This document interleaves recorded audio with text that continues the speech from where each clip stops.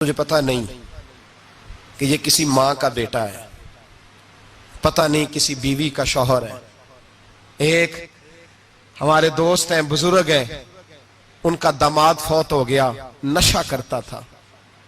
تو میں تعزیت کرنے ان کے گھر پہنچا تو کھڑے ہو گئے ہاتھ باندھ کے، کہنے لگے حضرت صاحب باقی ساریاں گلاں چھڑ دیو، صرف نشے تے تقریر کریا کرو۔ وہ جب جیتا تھا تو تب بھی اس کے بچے یتیم ہی تھے، یتیم ہی تھے۔ میری بیٹی جب میرے گھر آتی تھی اور میں اپنے پوتوں کے اترے کپڑے اسے پہننے کو دیتا تھا تو میرا کلیجہ پھٹتا تھا، اور میری بیٹی اس کی زندگی میں بھی بیوہ کی زندگی گزار رہی تھی۔ وہ میری بہوؤں کے اترے ہوئے کپڑے پہنتی تھی، کوئی دعا کرو، کوئی جلسے کرو، یہ لت ختم ہو جائے۔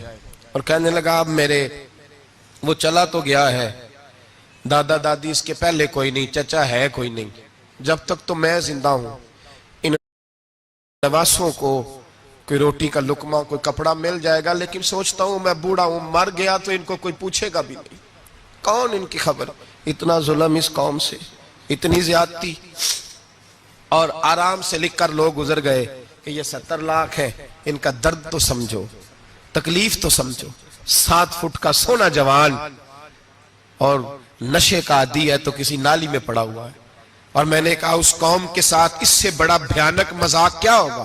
کوئی دانشور تھا بڑا ظالم، اس ظالم سے کوئی مشورہ لینے آیا، اس نے آ کے کہا تو بڑا ظالم ہے، بڑے کڑوے مشورے دیتا ہے، میرا ایک دشمن ہے، میں اس سے بدلہ لینا چاہتا ہوں، میرا دل کرتا ہے اس کا بچہ قتل کر دوں تاکہ وہ تڑپے۔ تو ظالم نے کہا اسے قتل نہ کر، وہ تو اس کا باپ 2-4 مہینے رو کے چپ کر جائے گا، پھر میں سخت سزا دینا چاہتا ہوں، مشورہ دے۔ تو اس نے کہا اس کے بچے کو نشے پہ لگا دے، جس کا بچہ نشہ کرے گا وہ باپ روز مرے گا، روز جیے گا، وہ ماں روز مرے جیے گی، نشے پہ لگا دے۔ اس قوم کے ساتھ سب سے بڑا ظلم یہ ہوا کہ ملت کا جوان نشے پہ لگ گیا، ڈرگز پہ لگ گیا، اتنے تباہ حالات ہوئے کہ جوان چڑھتی جوانیاں، اماں نے کتاب دے کے بھیجا تھا، اور کالج سے واپس آئے تو نشے کے ٹیکے ہاتھوں میں پکڑے ہوئے، ٹیکے۔ اور آپ کے اس ملک کے اسلام آباد میں ایک دن میڈیا نے وہ خبر بھی وائرل کی اور وہ چیز بھی دکھائی لوگوں کو، 3 مہینے کا بچہ لے کے نشئی سڑک پہ آ گیا، اس نے کہا میرا نشہ ختم ہو گیا، میرا بچہ خرید لو، 2 پڑیاں دے دو۔ تو وہاں بیبیاں جو سن رہی تھیں وہ بھی چیخے مار کے رو رہی تھیں۔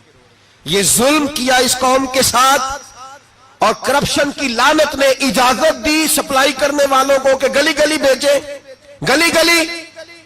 انہوں نے کچھ تھوڑا ظلم نہیں کیا ان حکمرانوں نے، اور ہماری اپوزیشن اس کو نہ صرف اتنا پتا ہے کہ یہ جائیں اور ہم آئیں، اس سے زیادہ کوئی غرض نہیں۔ بھائی کرپشن کے خلاف نکلے ہو تم، نشے کے خلاف کس دن نکلو گے؟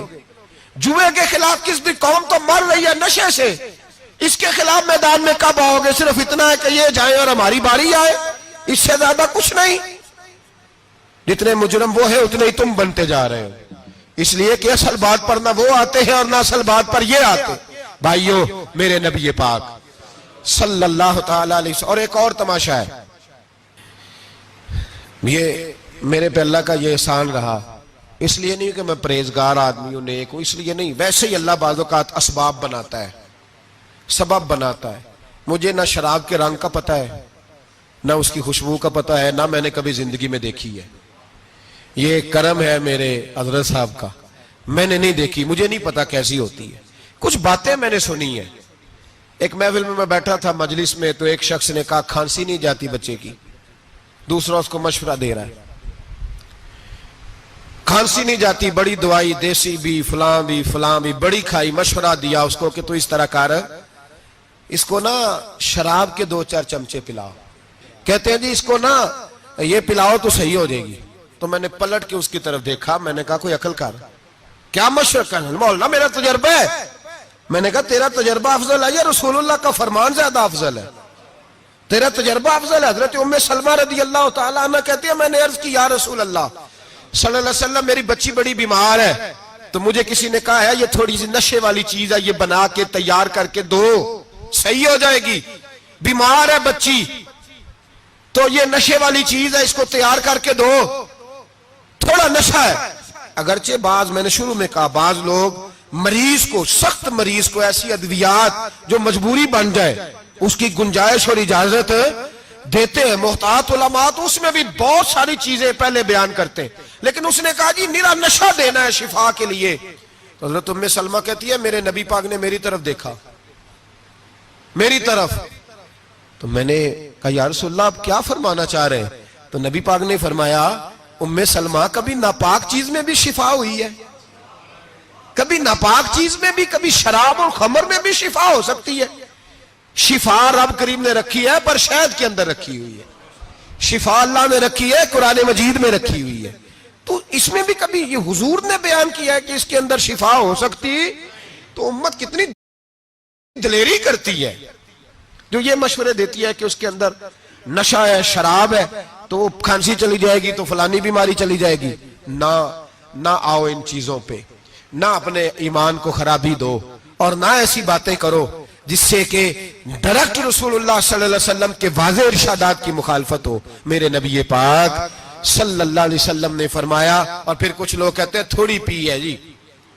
اب تو میں تجزیے میں پڑھ رہا تھا کہ ایسی شراب ایجاد ہو گئی ہے، لوگ شراب پیتے ہیں اور وہ مست بھی رہتے ہیں، کار بھی چلاتے رہتے ہیں. کہتے ہیں جی نہیں ہمارا ذہن معاف نہیں ہوا تو یہ والی صحیح ہے، نشہ نہیں لاتی. میرے نبی پاک صلی اللہ علیہ وسلم نے فرمایا جس چیز کی تھوڑی مقدار، زیادہ مقدار حرام ہے اس چیز کی تھوڑی مقدار بھی حرام ہے. جس کی زیادہ مقدار حرام ہے اس کی تھوڑی بھی.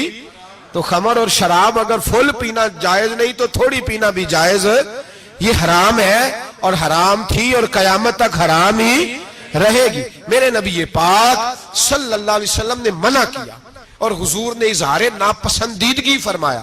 فرمایا 40 دن تو عبادت ہی قبول نہیں ہوتی شراب پینے والے جب تک سچی توبہ نہ کرے. ایک دن صحابہ بیٹھے تھے سارے، حضرت ابوبکر صدیق بھی تھے، فاروق اعظم بھی تھے، عثمان غنی بھی تھے، ڈھیر ساری تعداد تھی صحابہ کی، سارے تشریف فرما تھے. حضرت عبداللہ ابن عمر رضی اللہ تعالیٰ عنہ حدیث کے راوی ہیں اور مستدرک للحاکم کے اندر، ابن حبان کے اندر یہ روایت موجود ہے. فرماتے ہیں صحابہ نہ بات کر رہے تھے، اور بات یہ کر رہے تھے کہ یار لوگوں کو گناہوں سے کیسے روکا جائے، لوگوں کو گناہوں سے گفتگو. صحابہ یہ کر رہے تھے. عبداللہ ابن عمر کہتے ہیں بیٹھے تھے اور جو گفتگو کر رہے تھے کہ گناہوں سے پلاننگ جی ہوتی تھی. ان کی جو محفلیں ہوتی تھی نا بیٹھ کے، وہ خوش گپیاں نہیں ہوتی تھی بلکہ وہ تبلیغ کی، جد و جہد کی، لوگوں کو برائی سے منع کرنے کے لیے بیٹھتے تھے، اس پر منصوبہ بندی کرتے تھے، پلان کرتے تھے، آگے ترتیب دیتے تھے. گفتگو ہو رہی تھی تو اب آپس میں بات ہونے لگی کہ کون سا گناہ زیادہ برا ہے جس پر سب سے پہلے کام کیا جائے. تو دور ایک صحابی بیٹھے تھے، ان کا نام تھا عبداللہ ابن عمر. ایک عبداللہ بن عمر ہے اور ایک عبداللہ ابن عمر ہے. حضرت عبداللہ ابن عمر دور بیٹھے تھے، بڑے سمجھدار سیانے باریک بین آدمی تھے. تو حضرت عمر فاروق اپنے بیٹے سے کہنے لگے جا عبداللہ ابن عمر سے پوچھ کے آ کہ سب سے سخت گناہ کون سا ہے. توجہ ہے میرے بھائیوں، ادھر دیکھیے گا میری جانب، پوچھ کے آ کہ سخت گناہ کون سا ہے. عبداللہ بن عمر رضی اللہ تعالیٰ عنہ کی خدمت میں جب عبداللہ ابن عمر گئے تو جا کے کہنے لگے کہ صحابہ پوچھتے ہیں کہ آپ نے زیادہ وقت گزارا ہے نبی رحمت صلی اللہ علیہ وسلم کے پاس، تو بتلائیے برا گناہ کون سا ہے، سب سے سخت گناہ، تاکہ سب سے پہلے اس پر پابندی لگائی جائے، اس پر محنت کی جائے. تو حضرت عبداللہ ابن عمر کہنے لگے صحابہ کو جا کے بتا دو کہ سب سے برا گناہ شراب پینا ہے، سب سے برا گناہ، اور یہ ام الخبائث ہے، برائیوں کی جڑ ہے، گناہوں کی ماں ہے، یہ بنیاد ہے، باقی گناہ اسی سے شروع ہوتے ہیں. کہتے ہیں میں نے آ کے بتایا تو حضرت ابوبکر صدیق رضی اللہ تعالیٰ عنہ سیدنا فاروق اعظم کہنے لگے خود جاتے ہیں، ان کے پاس خود جاتے ہیں، چونکہ ہم نے بات سننی ہے ہم خود جاتے ہیں اور ان سے جا کر کے سوال کرتے ہیں کہ اگر آپ کو اس تفصیل کا پتہ ہے نا تو اس کے پیچھے بھی کوئی تفصیل ہوگی جو میرے نبی پاک نے بیان کی ہوگی صلی اللہ تعالی علیہ وسلم. اس تفصیل کا بھی آپ کو پتہ ہوگا جو نبی پاک نے بیان کی ہوگی، اس بات کے پیچھے جو بیک گراؤنڈ ہے، جو پس منظر ہے. فرماتے ہیں کہ ہم اٹھے، عبداللہ ابن عمر کے پاس گئے، ان سے جا کے پوچھا کہ جناب آپ نے یہ تو فرمایا ہے شراب ام الخبائث ہے، تو اس کے پیچھے پس منظر کیا ہے؟ تو عبداللہ ابن عمر کہنے لگے یہ میں نے اپنے پاس سے نہیں کہا، یہ میں نے نبی پاک سے سنا ہوا ہے حضور سید عالم صلی اللہ علیہ وسلم بیٹھے تھے تو حضور نے فرمایا شراب یہ نشہ یہ برائیوں کی ماں ہے. اور پھر حضور نے ایک مثال بیان فرمائی. نبی رحمت علیہ السلام نے فرمایا بنی اسرائیل کا ایک واقعہ ہے. ایک خوبصورت جوان تھا تو ایک عورت کا دل آ گیا اس پر.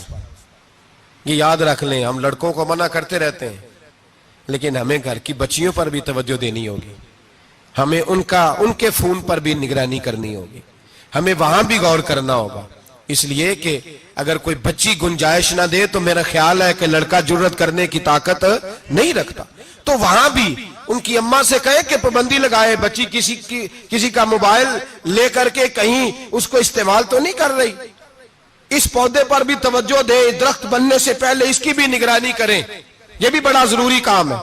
عورت کا دل آ گیا تو نبی پاک علیہ الصلوۃ والسلام فرماتے ہیں اس نے کوئی بہانہ لگایا, کسی کو کہا کہ اس نوجوان کو بلا کے لاؤ, اس کو کہو کہ ہم نے کوئی گواہی لینی ہے تجھ سے. وہ نوجوان آیا, ایک کمرے میں داخل ہوا تو اگلے کمرے میں لے گئے, وہاں داخل ہوا تو اس سے اگلے کمرے میں لے گئی, وہ داخل ہوا تو اسی طرح 7 مکفل کمروں میں لے گئی. میرے کریم رسول میرے محبوب پاک علیہ السلام فرماتے ہیں, صحابہ کو سمجھا رہے ہیں میٹھے لب و لہجے میں, فرماتے ہیں جب سب سے پچھلے کمرے میں لے گئی تو ایک لڑکا بندھا ہوا تھا وہاں رسیوں سے, شراب کا پیالہ پڑا ہوا تھا. اور بی بی کہنے لگی کوئی گواہی شواہی نہیں لینی, تجھے اس لیے بلایا ہے کہ تیرے اوپر دل آ گیا ہے, اب میرے ساتھ منہ کالا کر. تو وہ جوان کہنے لگا نہیں, میں نے اپنے نفس کو پاک رکھا ہوا ہے, میری نظر بھی پاک ہے, دل بھی پاک ہے, اور اس کی برکت یہ ہے کہ رب نے میری روح کو بھی پاک رکھا ہوا ہے, تو میں یہ حرکت نہیں کر سکتا. پاک لوگ پلید کاموں کی جانب توجہ نہیں کرتے, میں یہ حرکت نہیں کر سکتا. اقبال نے اپنے بیٹے کو دعا دی تھی, اس نے کہا تھا حیا باقی نہیں ہے زمانے کی آنکھ میں, خدا کرے کہ رہے تیری جوانی بے داغ, خدا کرے کہ رہے تیری جوانی بے داغ. کہا میرے ساتھ منہ کالا کر, اس نے کہا میں نہیں کرتا. کہنے لگی چل پھر اس کو قتل کر, اس کو میں نے باندھا ہوا. اس نے کہا میں قتل کیوں کروں, میری کیا دشمنی ہے. کہا پھر شراب پیو, کہا میں شراب بھی نہیں پیتا. تو کہنے لگی اب تو میں نے تجھے اپنے چنگل میں پھانس لیا ہے, اب تو یہاں سے بچ کے جا نہیں سکتا, اور اگر تو باہر جائے گا تو میں شور کروں گی, لوگ جمع کروں گی, اس نے میری عزت آبرو پہ ہاتھ ڈالا ہے, تو بچ تو نہیں سکتا, ایک کام تو کرنا پڑے گا.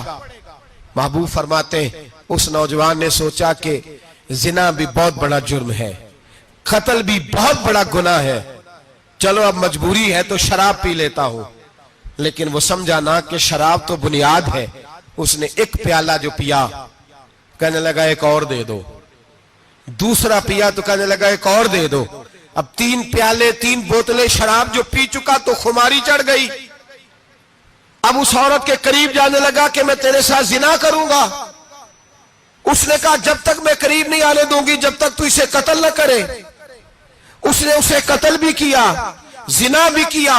تو محبوب فرمانے لگے یہ قتل اور زنا جو ہوا ہے تو یہ شراب کی وجہ سے ہوا ہے.